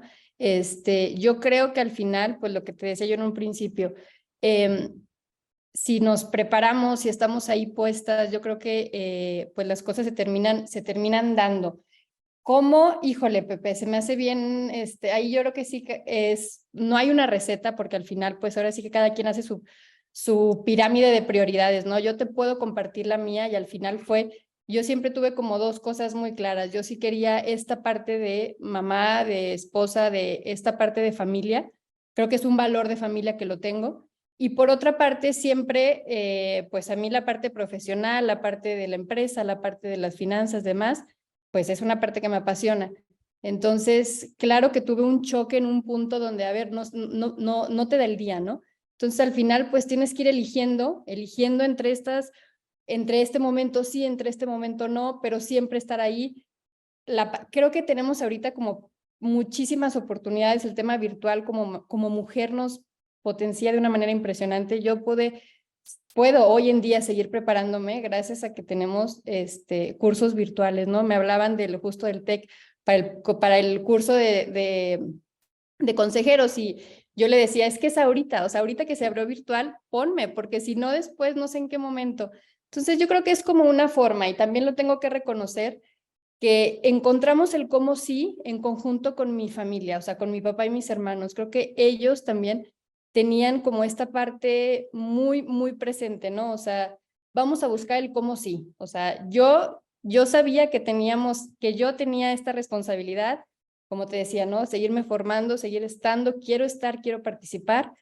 Y el cómo sí me pusieron las formas, creo que las encontramos en conjunto. Y por eso en un principio te decía, yo creo que es en conjunto, o sea, no creo que sea nada más de las mujeres. Nosotros como mujeres al final, pues si tiene la preparación y demás, sabemos que podemos estar ahí.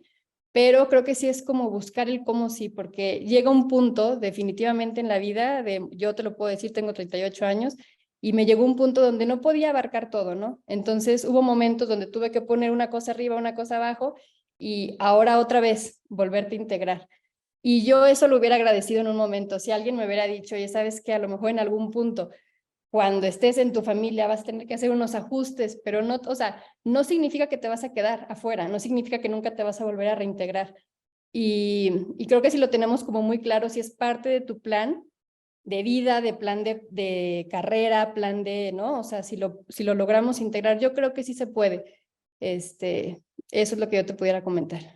Gracias, pues qué interesante, fíjate lo que comentas. Primero esa gran formación que debemos de tener, esa gran formación escolar, académica, los programas de consejeros, esa experiencia que tú tienes también como directora, todo esto que se requiere, y ya comentaba yo en mi conferencia, la creación de valor, ¿verdad? Qué importante considerar la creación de valor y cómo conjugar estos temas de corporativo, de transparencia, rendición de cuentas, también con los temas tan importantes que tú tomas como la parte familiar.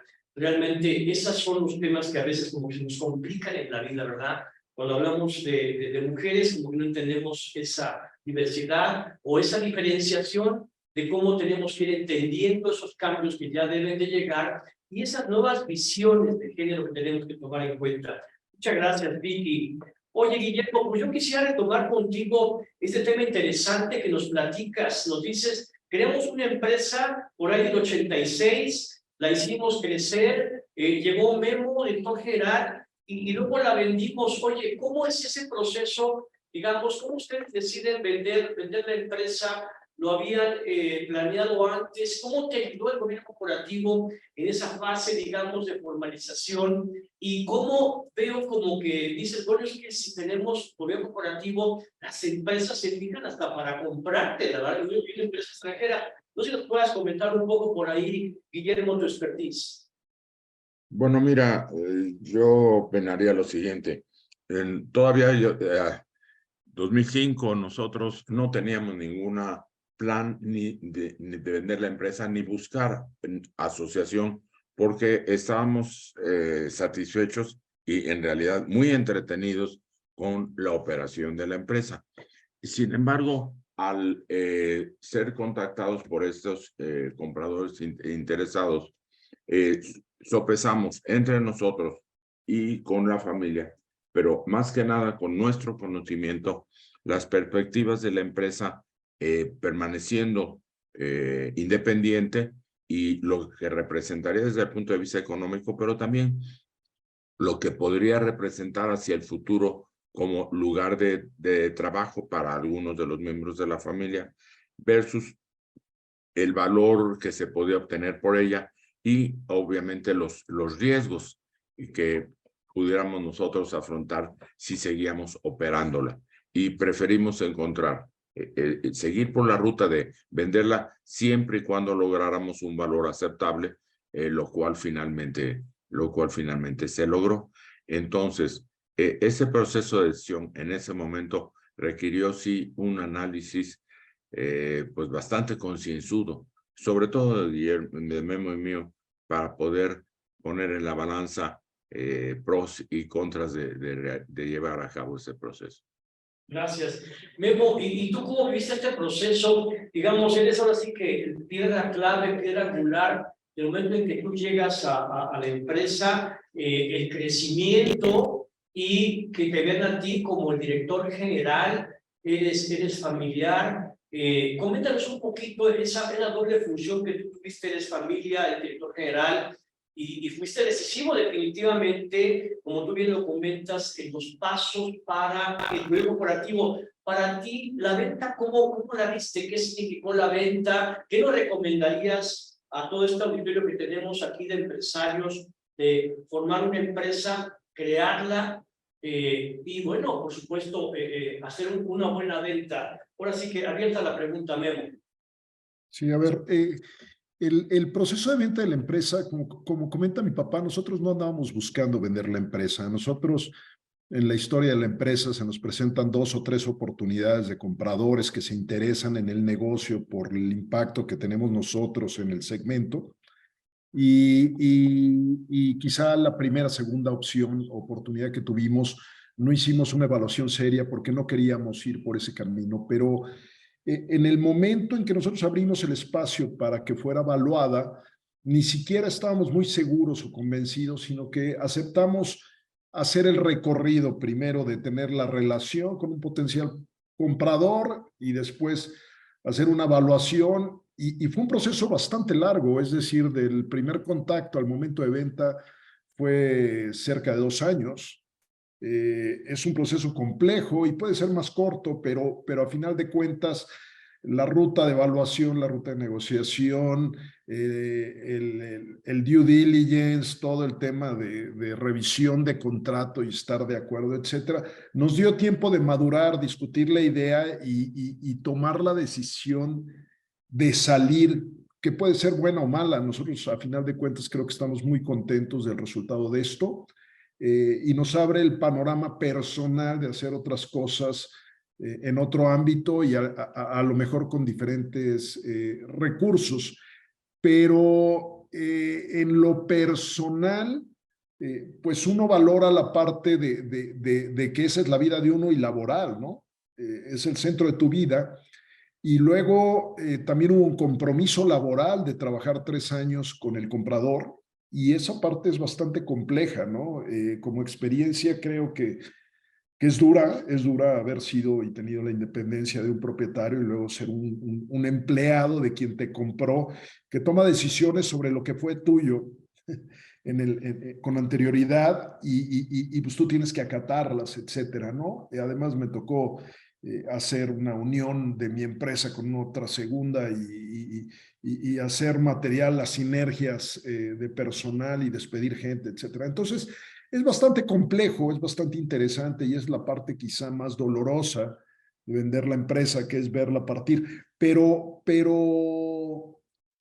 yo creo que lo que es muy importante es ser consciente del valor que le has dado a tu empresa y que esos valores son reales, y para ello el gobierno corporativo juega un rol vital porque tus estados financieros son reales, las cuentas del balance están, el comportamiento y los procedimientos existen, etcétera, etcétera, ¿no? Yo creo que eso es muy, muy importante para que en este proceso no se deteriore. A mí como ejecutivo de este grupo que nos compró, me tocó hacer o buscar hacer 2 adquisiciones, una se concretó, la otra no, y la verdad es que fue con empresas que no tenían gobierno corporativo y luego los valores fueron sumamente castigados porque la verdad es que todo lo que no se hace bien repercute en los estados financieros finales y en una revisión de due diligence, ¿no? Entonces, yo creo que ahí, para quien quiera seguir la ruta también de vender su negocio, que no creo que deba de ser la única, porque también podríamos haber mantenido la empresa para una tercera generación, el apoyo en todo el rol de todas las partes que componen el gobierno corporativo es sumamente importante también. Gracias, Luis. Qué interesante. Esto yo nunca lo hubiera imaginado hasta ahora que lo comentas y después de tener el gusto de colaborar con ustedes también como secretario del Consejo.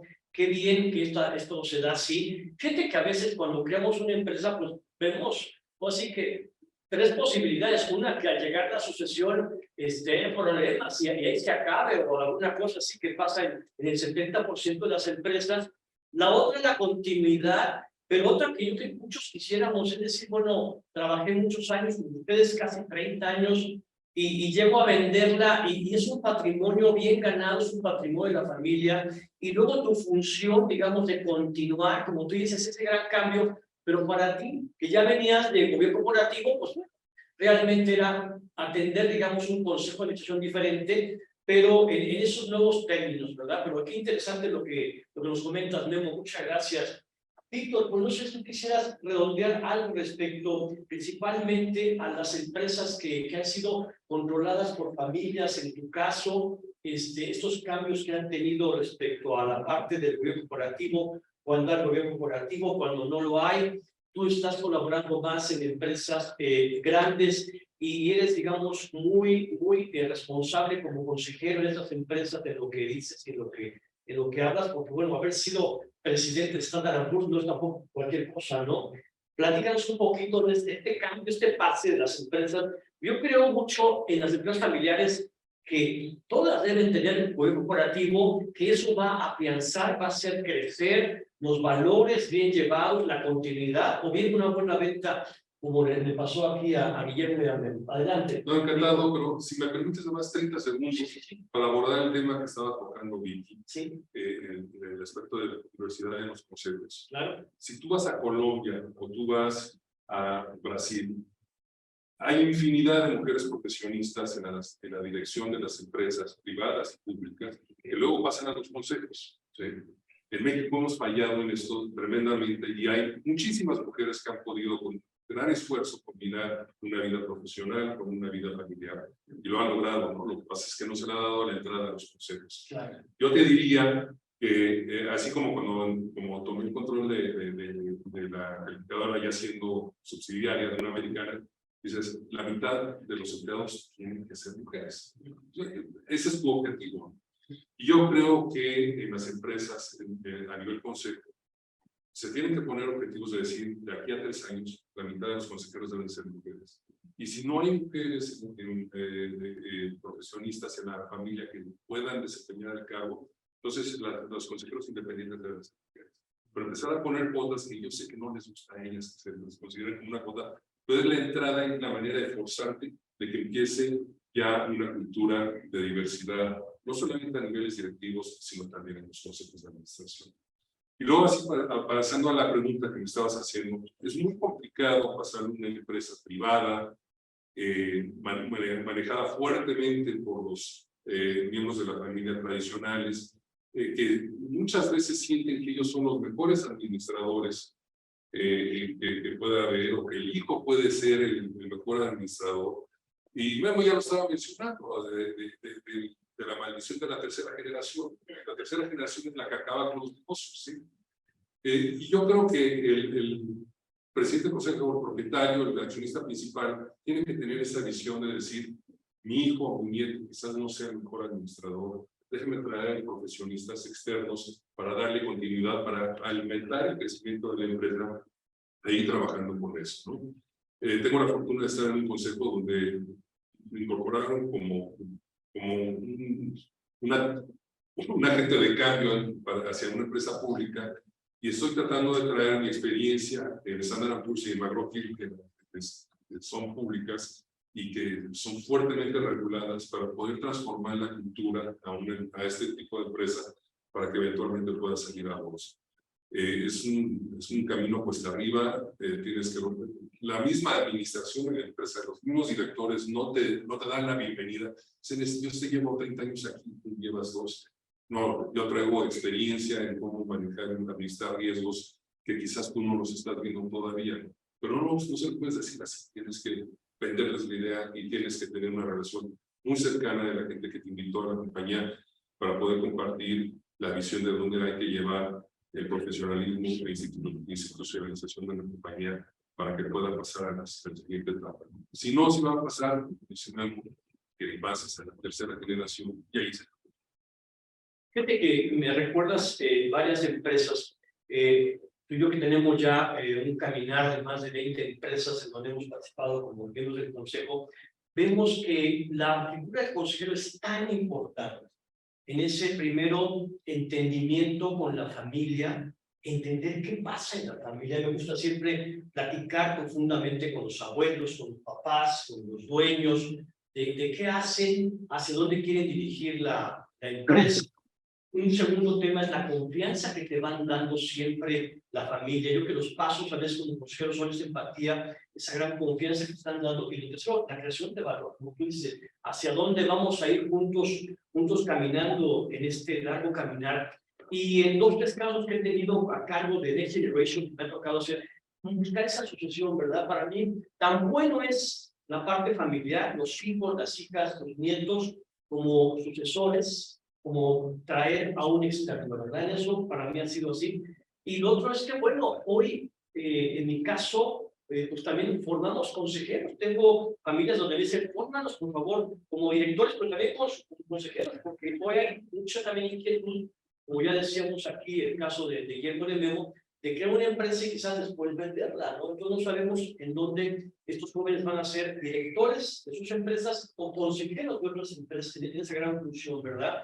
Pues yo quisiera, tenemos quizás para una última reflexión, Vicky, si nos hace el favor de platicarnos unos 2 minutos, pasaría por cada uno de ustedes que nos dieran algo así que de cierre que quieres decirnos un poquito para aquí, para los alumnos y los empresarios, son muchos que nos acompañan. Adelante, Vicky, gracias.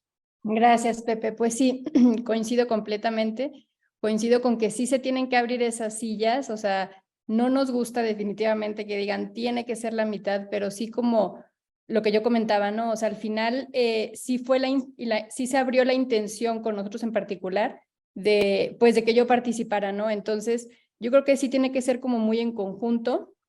Y bueno, pues sí, obviamente si nos vamos a los países que nos llevan un poquito más de camino recorrido en este tema, pues vemos que las cuotas las tienen ya un poquito puestas hacia el 2030, no sé, en España, incluso en los países nórdicos, pues sí, ahorita creo que me parece que el dato es en los países nórdicos un 30% ya en los consejos y con objetivos a un 40%, o sea, que la representación esté diversa, yo creo que voy por ahí, o sea, por ahí sí sería. Y bueno, pues como cierre eso, yo creo que sí se puede lograr. Yo creo que es un tema de persistencia de que la familia siga. El hecho del gobierno corporativo, yo te lo vuelvo a decir, Pepe, hoy me deja estar a mí adentro de la empresa. O sea, el hecho de haber logrado tener toda esta parte, yo hoy puedo seguir en la empresa. Muy probablemente la historia sería diferente. Me perdí, ya no pude estar, ya no tienes voz, ¿qué vas a venir a platicar? ¿No? Entonces se empieza, caemos en lo mismo. Y por consiguiente, pues obviamente el resultado en la familia también es positivo. Entonces yo les diría, no tiene que ser de libro, no tiene que ser exactamente como pareciera que tiene que ser, hay que hacerlo a la forma, no hay incluso, como tú decías, ¿no? Puede que sí quieras que participe la familia política, puede que no quieras que participe, pero es lo más sano, es al final un contrato de familia, es poner las bases de los conflictos, porque al final terminan llegando. Entonces, yo sí diría, es el instrumento que hoy en día, te puedo decir, si lo viéramos, ojalá lo percibiéramos como el tener o no computadora en tu negocio. O sea, así cerraría yo, Pepe. Sabemos que funciona, sabemos que es una herramienta, tomémosla. O sea, ahí está. ¿Cuándo lo pondría? Cuando sepas que existe. Cuando te informes que existe el gobierno corporativo, instaurémoslo. En la medida en la que la empresa lo requiera, pero es un instrumento con resultados positivos, sí o sí. Gracias, Vicky.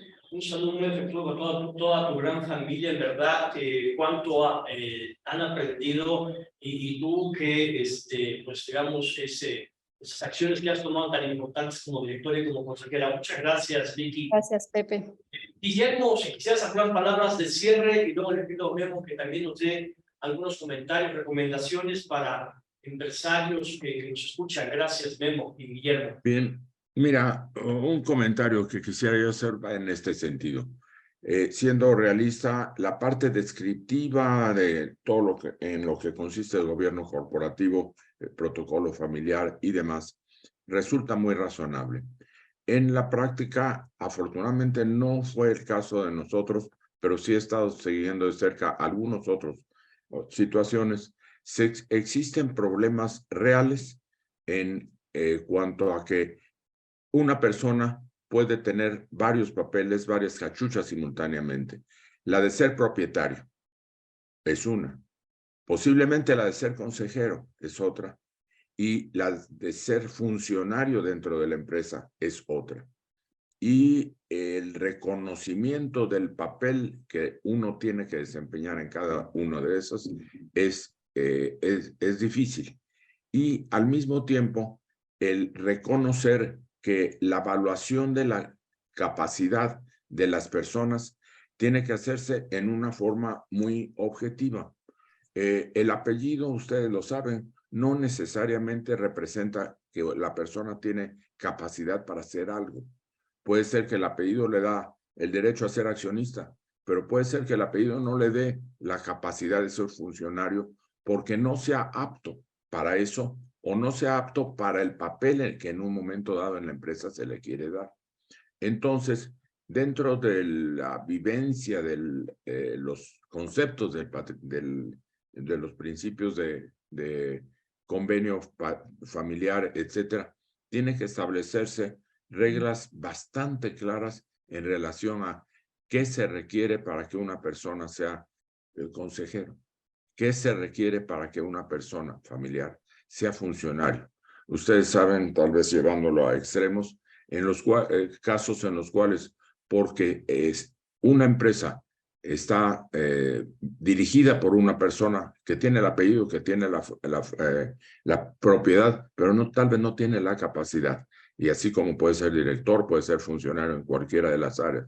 Entonces, yo considero que esas son áreas muy sensibles, pero vitales para el éxito del establecimiento de un gobierno corporativo.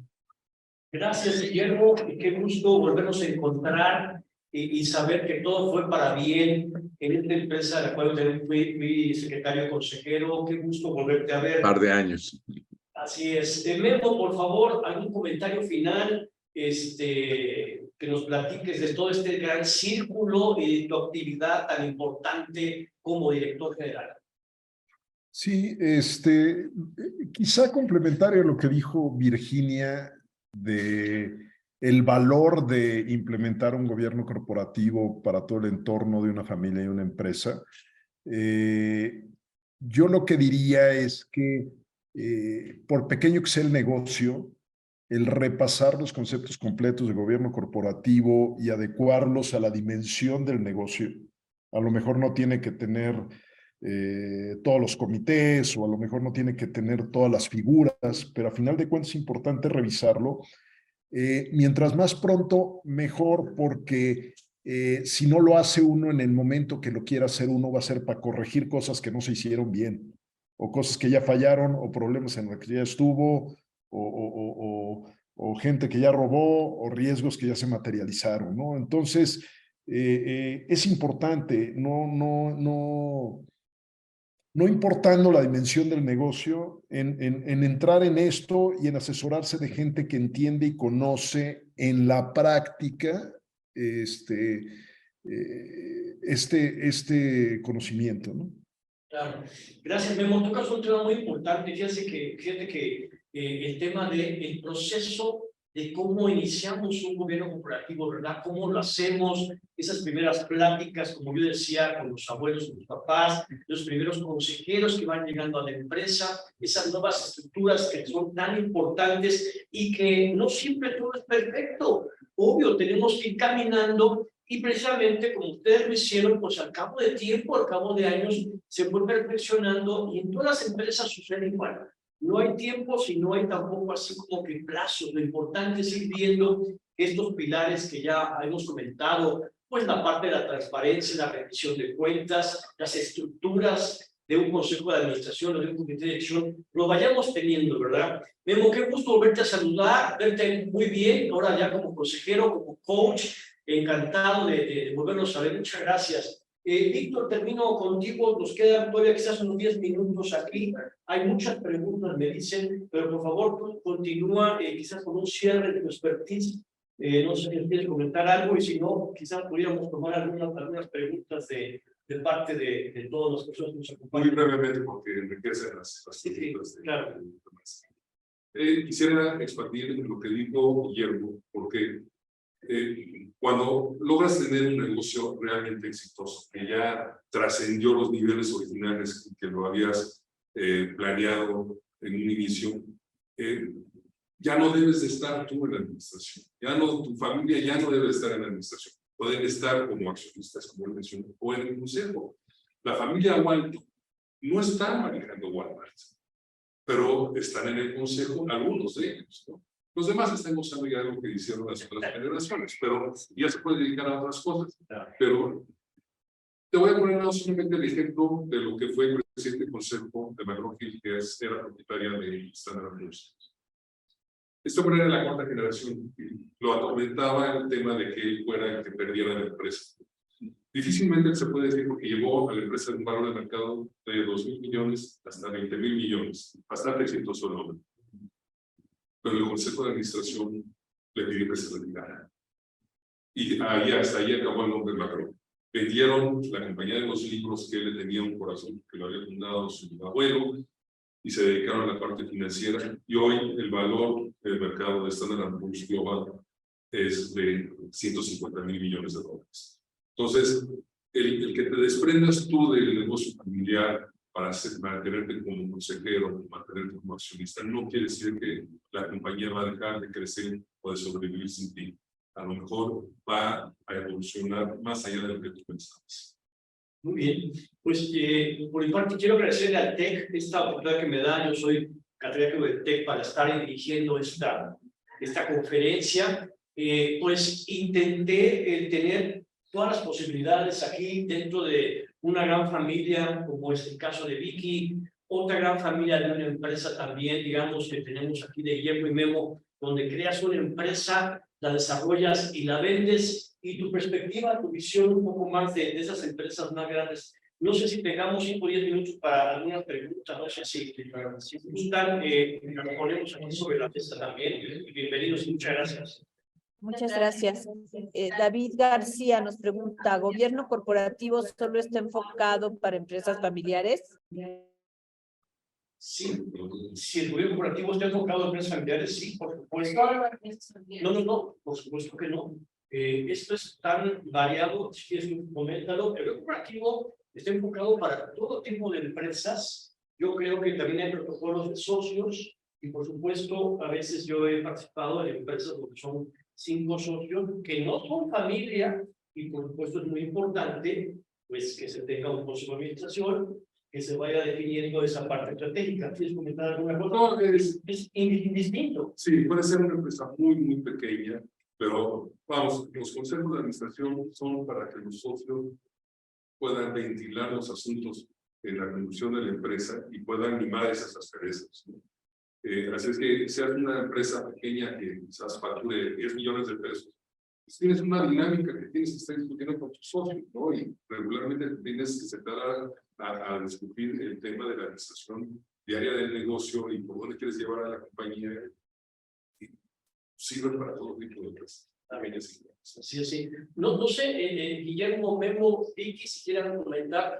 El nuevo corporativo es para todo tipo de empresas, en todas partes, digamos, se crea un comité de dirección, un consejo de administración, y es tan adaptable, digamos, en los pasos en los cuales cada empresa poco a poco lo va llevando y poco a poco se va estructurando. No sé si respondimos más o menos a la pregunta. Si hay algo más, tenemos quizás 1 o 2 minutos para eso, ¿verdad?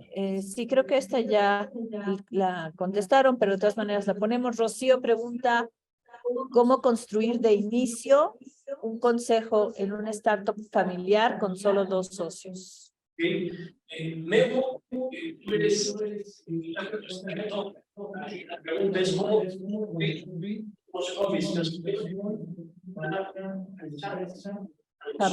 Los 2 socios, un startup.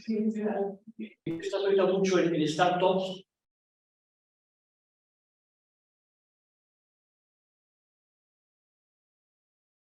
No sé si se escuchó la pregunta. No la entendí bien. Sí, que cómo se puede construir un consejo de administración en una startup, tratándose de 2 socios. Por ahí Memo nos platicaba un poco su expertise, que forma parte de un consejo de administración, o lo hizo algo así. Tu experiencia, Memo, con startups, que tú estás muy metido ahorita con eso, ¿qué nos puedes decir? Son 2 socios. Sí, en realidad 2 personas sería poco, ¿no? Pero siempre se pueden buscar de algún experto dentro de su capacidad de costos para empezar a formar un consejo de administración que empiece a tener las funciones, ¿no? Dentro de estos mismos 2 socios, empiecen a ver temas que los sacan un poco de la operación. Yo los consejos, sobre todo el consejo, uno de los consejos de administración en el que formo parte, que somos 4 personas las que estamos trabajando ahí, que son los 3 socios originales y yo, vemos temas generales que tienen que ver con gobierno corporativo, pero también nos metemos mucho en la operación porque todavía los temas operativos son muy importantes, ¿no? Pero se cubren temas operativos, temas estratégicos y ya te metes un poquito más de temas de riesgo, etcétera. La preservación patrimonial pues todavía no está porque apenas está empezando a crear el patrimonio, ¿no? Entonces hay temas que no tienes que cubrir de gobierno corporativo, pero no está de más generar cuando menos un consejo y arrancar estas funciones, ¿no? Claro, y hablamos ahí muchas veces, Memo, de la importancia, fíjate lo que tú comentas, de tener, aunque sea en pequeño, un gobierno corporativo, porque en base en esto surge pues la parte de la inversión de semilla, luego una inversión mezanín, etcétera, pero ¿cuántas veces cuando tienes tú quizás un startup ves que, pues que no hay como que formas, como que faltan ahí algunos lineamientos, no logras conseguir ese capital semilla, ¿verdad? O dar un poquito para adelante. No sé qué opinas ahí. Yo he visto empresas startup que a lo largo de un poquito de tiempo, pues el capital y la confianza de nuevos accionistas se logra a través de esto. Sí, sí, en la mayoría de las startups, sobre todo las tecnológicas, definitivamente se necesita inversión constante de fondos y en el consejo se revisa mucho precisamente esa relación y presentación de información para poder obtener esos recursos de capital que son vitales para la sobrevivencia del negocio. Claro, sí. No sé, Quisiera dar una opinión sobre eso, Pepe. Mira, en realidad, si estás hablando de una startup o no, empresa pequeñita, el trato entre, aquí estamos hablando de un par de socios, puede ser tan frecuente cotidianamente que está enfocado habitualmente a toda la variedad de temas operativos. Yo creo que en esos casos explícitamente las personas involucradas tienen que aislar alguna hora del día, algún día de la semana o algún día del mes para hablar específicamente sobre temas corporativos. Que en ese momento ambas, si estás hablando de 2 personas, conscientemente y con toda la voluntad del mundo, hablen de los aspectos corporativos, no de quién venden, compran, producen o lo que sea. Dejar eso a un lado y explícitamente establecer periodos o momentos en donde se sesione para hablar de temas corporativos, de la estrategia de la empresa, del futuro, de su estructuración, etcétera. Gracias. Tenemos tiempo para una última pregunta. Sí, para no, ya son las 11. A ver, sí. Una última pregunta de Ana Madera. ¿Cómo balancear todos los aspectos de una empresa mediante los objetivos estratégicos? ¿Cómo balancear los objetivos estratégicos, perdón, los aspectos de una empresa mediante los objetivos estratégicos? Bueno, yo creo que el consejo debe de fijar la estrategia, ¿no? Y marcar el camino por donde debe de ir. Y luego implementar la ruta que la administración tiene que llevar para poder alcanzar esos objetivos, ¿no? Pero primero empiezas con una estrategia, si no, no vas a estar manejando una empresa a ciegas. Primero tienes que poner el objetivo por delante y buscar la manera de cómo llegar a él y estar monitoreando los avances para poder alcanzar ese objetivo. Sí. La importancia, fíjate, en esos casos me ha tocado de tener un consejo muy respetuoso de la actividad del director general. El consejo es estratégico, dicta, pues digamos, la estrategia, pero la importancia que el director general tenga esa libertad, pues de tener una buena estructura abajo y de llevar a cabo el estratégico de esto de esa manera. ¿Cómo diferenciar en ese sentido la parte desde el presidente del consejo, la parte del director general? Son diferentes. El presidente del consejo viendo el bosque completo. el director general mucho más metido en la gestión, los consejeros muchas veces en aspectos pues de estrategia, de balance, de las ventas, de la nueva fábrica, de la organización, de la parte organizacional, todo esto, ¿no? La función también amplia que es del aspecto que yo decía, la importancia de que se reúna el presidente, el secretario, todos los consejeros y entre todos definamos, ¿verdad? Un poco la estrategia y por supuesto esa retroalimentación siempre con el director general que es el que va a ejecutar. Y nunca olvidarte que como consejero no eres administrador. Claro. Tienes que respetar esa frontera. Claro, claro. Y cada vez más el presidente del consejo tampoco lo es. Claro. ¿Sí? Aunque sea el socio principal, no debe de dictar el tratar diario de las empresas. Es el que pone la estrategia, pero no la maneja bien. Qué difícil cuando puedo también estar con algún abuelo en donde pues se empieza a hablar de esa gran separación, ese gran cambio que tenemos, ese trascender, ¿verdad? De decirle lo importante que es esa persona ya como un presidente honorario y que va dejando los hijos o los nietos la gestión de la empresa, ¿no? Ese largo caminar que tiene su proceso. La asociación es un proceso que no es un día para otra, asociación es un proceso que puede tomar años ir preparando a esos asesores que pueden ser familia o externos, lo importante es la cartera de empresa. Pues por mi parte, yo doy por terminado el foro. Muchísimas gracias al TEC, al Instituto de Mejores Prácticas. Gracias, Vicky. Gracias, Guillermo. Gracias, Memo. Gracias, tío Víctor, por haberme acompañado en este foro. Y pues ahora sí que estamos listos para la siguiente. Muy buenos días a todos y gracias por la atención. Gracias, Pepe. Gracias, Isabel. Hasta luego. Hasta luego. Gracias a todos. Buen día.